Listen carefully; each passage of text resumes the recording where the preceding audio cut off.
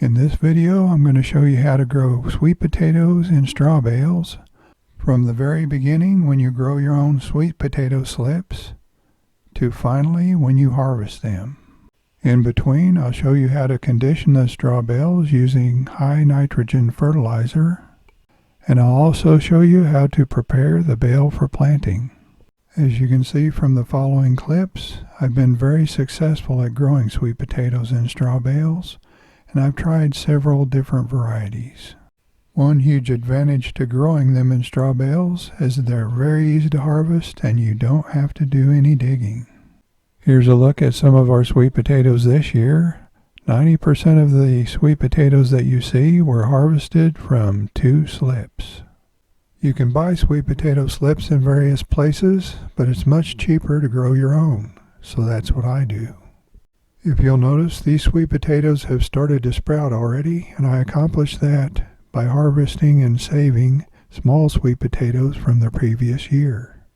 I put those small sweet potatoes in a plastic shopping bag, then I put them in a dark closet and leave them till it's time to start slips. More often than not, they've already started to sprout by then. Growing sweet potato slips is very easy to do. Simply fill a jar with water and then suspend a sweet potato in that water using toothpicks or wooden skewers. Here's a quick look at some sweet potatoes once the roots and the tops start to grow. As you can see, they get lots of roots, and these slips grow pretty well once they get started. Once you get some slips that are ready to put into water, those also root fairly quickly. And once they root, those roots really grow, as you can see here. If you're unfamiliar with what a sweet potato slip is, it's just a sprout from a sweet potato that's been broken off and placed in water to grow roots. I usually start conditioning my straw bales about 3 to 4 weeks before I plan to plant my slips. To condition the bales, I use a specific recipe. On days 1 through 3, I water the bales daily. On days 4 through 6, I fertilize with a cup of ammonium sulfate or a half cup of urea, or some other high nitrogen fertilizer. Each time you fertilize, water the fertilizer in after you add it. On days 7 through 9, cut the amount of fertilizer in half, adding 1/2 cup of ammonium sulfate or 1/4 cup of urea, or your high nitrogen fertilizer of choice. On day 10, stop fertilizing, but continue to water daily. After a couple of weeks, you might notice some mushrooms starting to grow on the bale. That means it's starting to break down a little. All of that fertilizer and water should cause the temperature of the bale to heat up inside. They can sometimes get as hot as 120 or 130 degrees Fahrenheit. Once the bale has cooled down to about 90 degrees Fahrenheit or below, I prepare the bale to plant. The mushrooms you see here are poisonous, so don't eat mushrooms unless you're 100% sure they're edible. When I condition the bales for planting, the first thing I do is loosen up the top of the bale by plunging in a trowel. I make sure to wear gloves when I do this because it's better to be safe than sorry. This might not be the best way to do it, but this is the way I do it. I've seen people use shovels and other tools to accomplish the same thing. The reason I loosen the top of the bale is to make more room for the soil to go down into the bale a little bit.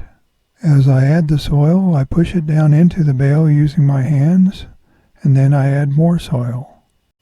I repeat that process until I feel like the bale is holding as much soil as it can. The next thing I do is loosen up the soil even more where I'm going to plant whatever I'm going to plant in the bale. I've grown sweet potatoes, and I've also grown tomatoes and peppers and eggplants. Once I've loosened the bales a little bit more in the planting areas, I fill those holes with soil and repack them. When it's time to plant, I don't do anything complicated. I just dig a planting hole using my hands and make sure I'm wearing my gardening gloves. And after that, I drop the root part of the sweet potato slip down into the hole and then fill dirt in around it. Here's what some freshly planted sweet potato slips look like. They don't really grow much at all until the weather starts to get hot, but once that happens, they start to grow pretty quickly. Before you know it, those vines will sprawl out in all directions, and in some cases they can outcompete weeds or even Bermuda grass like we have. Whether I'm watering sweet potatoes in straw bales or eggplants in straw bales like we see here, I use drip irrigation. There's a 1/2-inch main line that goes around the garden, and then I run 1/4-inch lines from that to the emitters or drippers. As you can see here, they water very easily, and once they're set on a timer, I don't have to do anything. These drippers drip at about 1 gallon per hour. For 2 drippers, you have 2 gallons per day per bale. When it comes time to harvest the sweet potatoes, you'll need to cut quite a few vines back so you can see what you're doing. With a sharp pair of pruners, that job doesn't take very long at all. And for those of you who didn't know it already, not only are sweet potatoes delicious, but sweet potato leaves are also edible. Sweet potato leaves are edible, but do not eat regular potato leaves because those are poisonous. Harvesting sweet potatoes from straw bales couldn't be much easier. It's just a matter of moving the straw around until you see a sweet potato, and then you pull it out. In this view, I've given an overview of how to grow sweet potatoes in straw bales, but if you need more detailed information, I've also done some other videos. I've done a video on how to condition the bale, I've done a video on how to prepare the bale, and I've done a video on how to grow sweet potato slips, as well as a couple of videos on harvesting sweet potatoes. If you want to see any of those videos, I'll put links to them down below. For those of you who are just now finding my channel, if you haven't subscribed yet, please subscribe. Thanks for watching. We'll see you next time.